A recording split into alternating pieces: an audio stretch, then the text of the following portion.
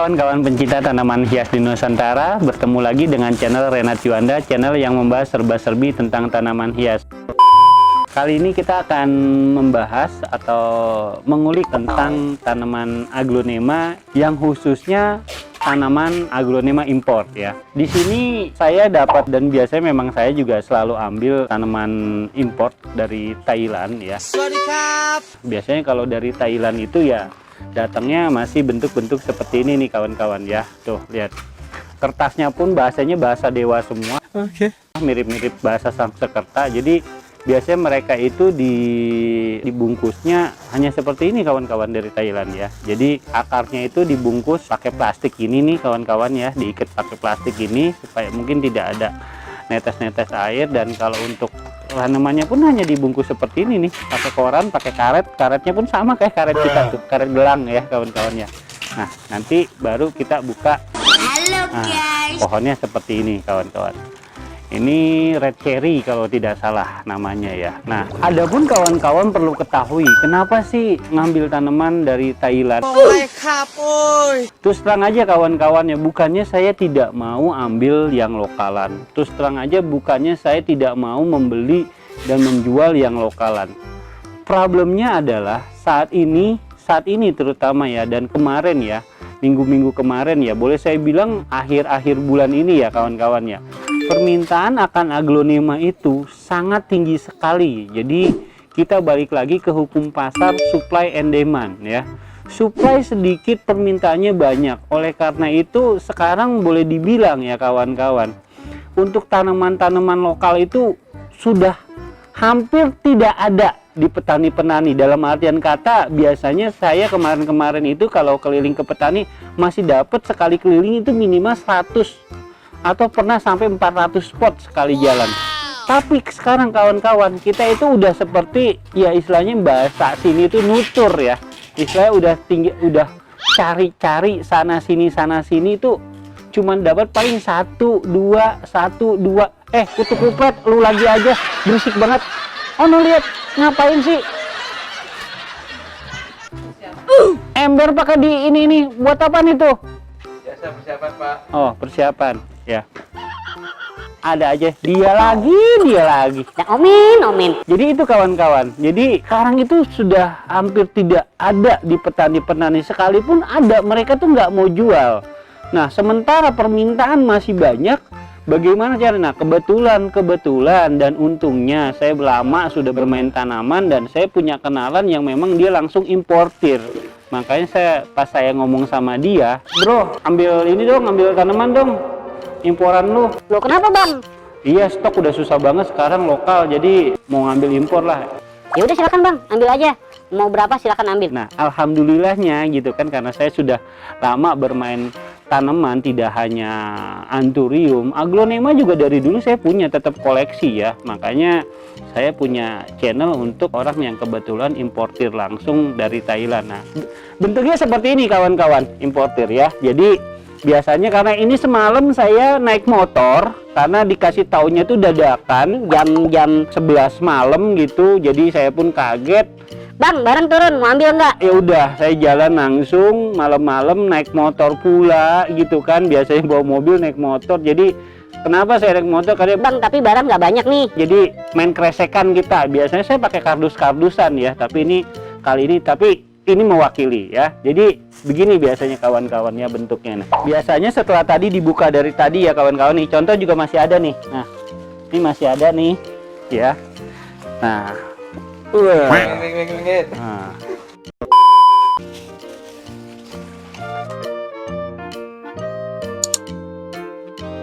nah tuh bagus kawan tuh barangnya. Nah, setelah dibariskan dan kita hitung ulang lagi, karena nanti kan itu terkait juga dengan stok of name dari nursery kita, dari Nusantara Flora. Biasanya kita buka plastik dari akarnya itu. Jadi kalau dari Thailand pun kawan-kawan, itu kadang kita dapat stoknya stok cutting gitu ya. Jadi bukan berarti kita cutting. Kalau saya sih, kita dan kawan-kawan di Nusantara Flora ini itu tidak pernah maksudnya pernah mengcutting, tapi biasanya itu pohonan-pohonan yang kurang bagus, biasanya kurang bagus, tidak layak jual, baru kita bonggol istilahnya. Nah, kadang juga di luaran juga ada istilahnya mereka itu jual setelah ngebonggol, tapi kalau dari kita sih tidak ya. Kita datangnya memang cutting, ya kita akan jualnya cutting dan akan kita info begitu kawan-kawan. Nah, biasanya setelah dari proses nanti dibuka akarnya satu-satu, biasanya juga nanti kita akan menyediakan bak-bak atau wadah ya berisi air yang nanti kita akan, kebetulan ini sini kemarin saya cari B1 ya, tapi tidak ada ya, tapi ini pun sama karena kandungannya ini namanya pitani ya. Ini ada vitamin B1, B kompleks dan vitamin E-nya, serta ada macam-macam, jadi tidak hanya B1. Nah, biasanya ya ini wadah yang kita siapkan ya, ember-ember ini dengan air sedikit kita kasih dengan dikit, iya ngelawan. Nah, kita kasih biasanya, nah biasanya kita teteskan hanya misalnya 1 tetes itu perbandingannya 1 liter ya. Jadi biasanya kita teteskan ya kawan-kawan, ini contoh ini nih ya. Contoh ini nih. Nah, kita teteskan, ingat perbandingannya ikutin cara penggunaan yang ada di ini ya, yang ada di petunjuk penggunaannya ya. Jangan asal main gelogok. Kebanyakan juga nggak bagus, terlalu kurang juga nggak bagus. Jadi perbandingannya ini yang saya baca 1 tetes itu 1 liter. Nah, tuh ya. Jadi karena ini isinya cuman berapa, 1 liter lebih, berarti 1 tetes saja sudah cukup ya. Kenapa kita rendam dulu? Karena pohon ini telah melakukan perjalanan jauh kawan-kawan ya, dari luar negeri. Jadi biasanya mereka itu kadang stres ya, sama istilahnya kalau manusia itu jet lag ya. Tanaman pun sama, dia mengalami istilahnya yang namanya stres. Oleh karena itu kita rendam dulu sebelum ditanam ya, itu dengan B1 ya, atau atonik pun bisa, atau pakai atonik B1 atau B1 Thailand pun bisa. Ntar ada yang tanya, Bang B1 Thailand bisa nggak? Bisa dan bagus kok. B1 biasa bagus kok. Ini juga bagus kok selama masih ada kandungan B1 nya atau ya minimal B1 nya ya, vitamin B1 itu sangat bagus untuk tanaman untuk mengurangi tingkat stres ya. Oke, nah biasanya nanti setelah dibuka direndam, coba men di ini kan men, udah ada yang siap rendam belum? Belum ya.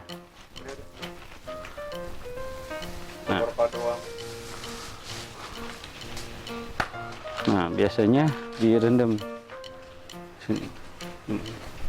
Nah biasanya kita rendam. Nah rendamnya seperti ini kawan-kawan, tuh jangan sampai airnya ikut berenang juga ya, karena nanti malah kurang bagus kalau ya terkena airnya. Jadi hanya akarnya saja ya, hanya akarnya saja yang direndam ya.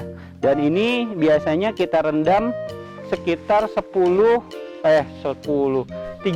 sampai 1 jam maksimal. Terlalu lama juga jangan terlalu lama juga ya kawan-kawan ya. Nah nanti setelah direndam selama 1 jam baru nanti kita masukkan proses penanaman. Oke.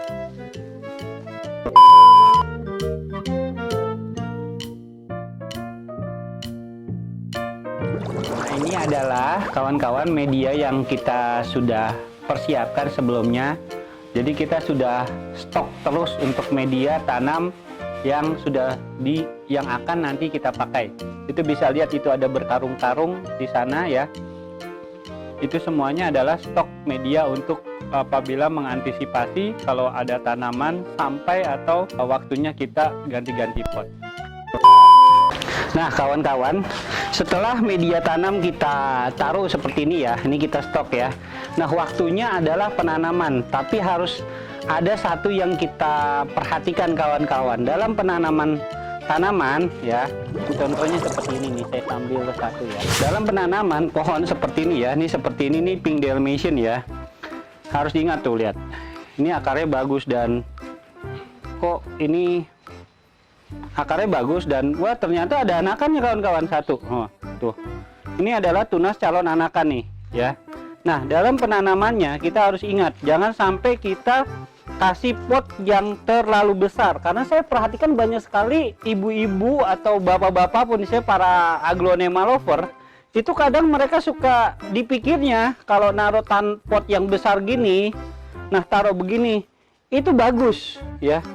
Tapi pada kenyataannya itu tidak kawan-kawannya. Soalnya kenapa? Kalau potnya terlalu besar seperti ini, pohonnya kecil ya, nanti medianya otomatis akan lebih banyak ya. Nah itu akan lebih lembab karena kita juga perlu yang namanya udara juga, maksudnya untuk akar itu, karena ini lubangnya hanya sedikit ya.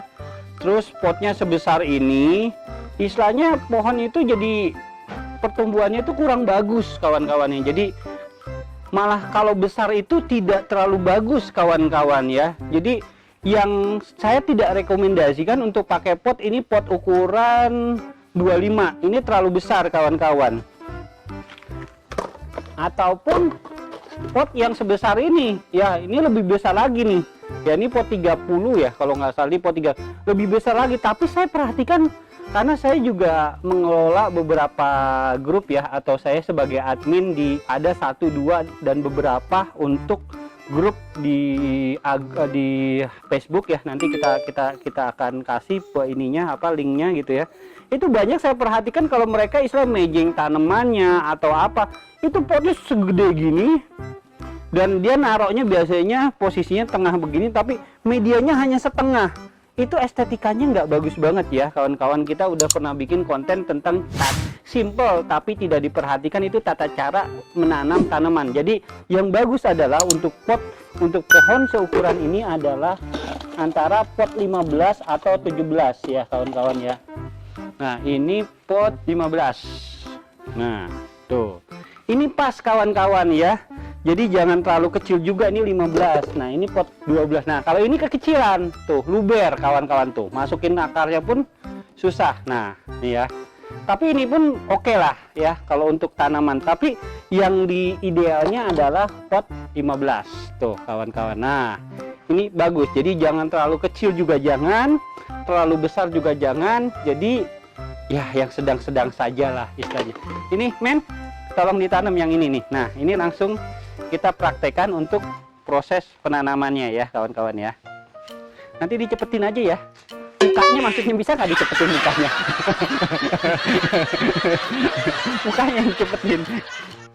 Nah ingat pada saat penanaman ya, usahakan tanaman itu ada di tengah, tekan-tekan sedikit medianya, jangan terlalu ditekan juga. Kenapa fungsi penekanan ini untuk apa ya? Untuk biar media agak padat sedikit, karena nanti beriring berjalannya waktu kalau tidak dipencet-pencet gitu, ditekan-tekan gitu, nanti akan turun medianya dan itu nggak bagus nanti kawan-kawan ya. Nah seperti itu.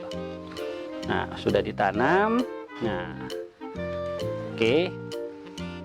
Nah ini adalah salah satu contoh tanaman import yang sudah ditanam ya. Nah kalau sudah seperti ini biasanya kawan-kawan ya, sudah ditanam seperti biasanya kita akan karantina. Kalau kita Nusantara Flora itu akan kita karantina, akan kita taruh di kandang kita ya, seperti ini kawan-kawan ya. Nah, seperti ini ya, ini adalah kandang untuk karantina. Dan biasanya kita nanti karantina itu sekitar ya antara seminggu minimal kita karantina ya. Nah kawan-kawan pasti bertanya, kenapa saya pakai styrofoam ya putih ini untuk ganjel-ganjel. Nah fungsinya adalah seperti ini nih, contoh ya.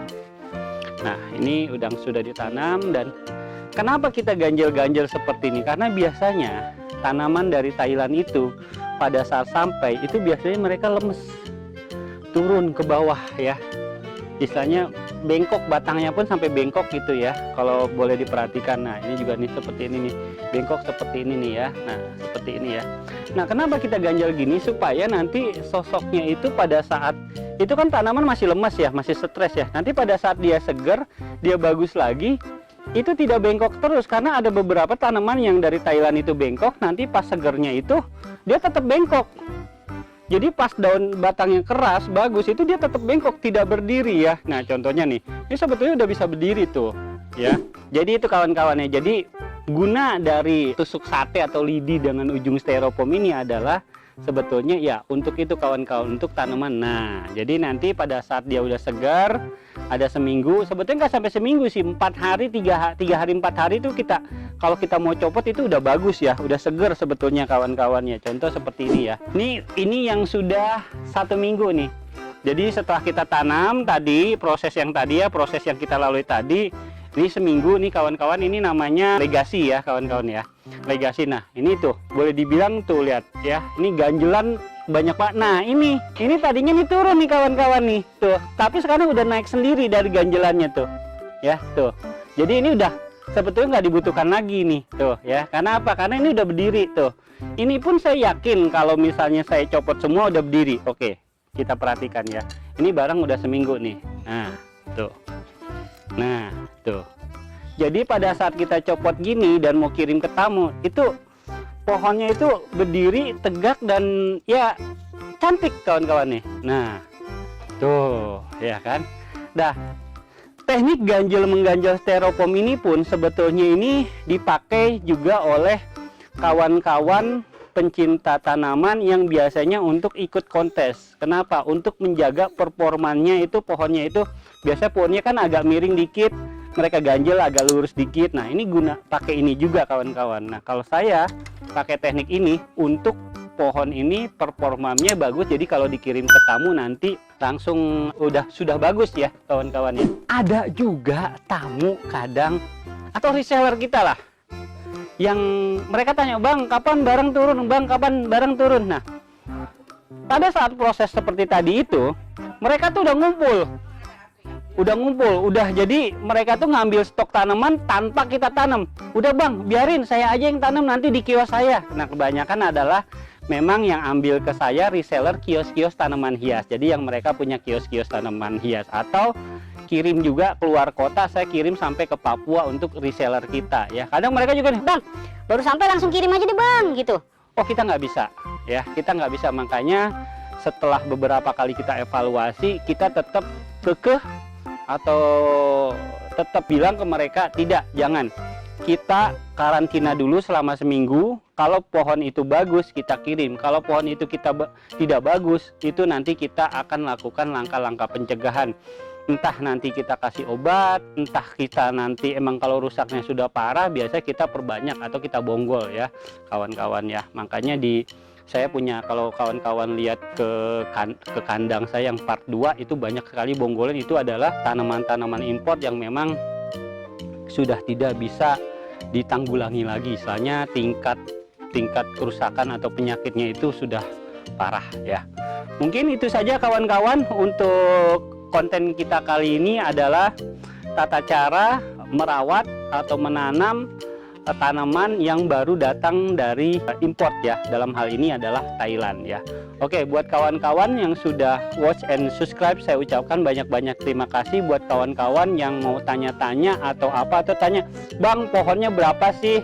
Agronya cantik-cantik." Oh, silakan nanti baca aja di deskripsi, kontak Bu Rani, Ramdan atau Tika ya. Terima kasih kawan-kawan, sampai ketemu lagi di konten berikutnya.